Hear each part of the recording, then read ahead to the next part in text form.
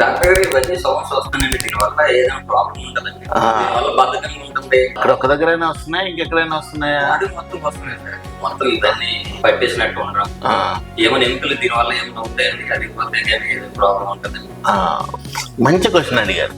ఈ నకిల్ క్రాకింగ్ అన్నవి లోపల గ్యాస్ బబుల్స్ క్రాక్ అవడం వల్ల వచ్చే సౌండ్, ఏవో ఇరిగిపోవడమో లేకపోతే అరుగుదలో కాదు, కానీ ఓ నొక్కి పడేస్తే వాపులు వచ్చేస్తే ఆ తర్వాత ఎర్రగా అయిపోతున్నాయి అని అంటే అప్పుడు డ్యామేజ్ అవుతున్నట్టు అర్థం, కానీ ఊరికే ఏం కావు. ఓకేనా?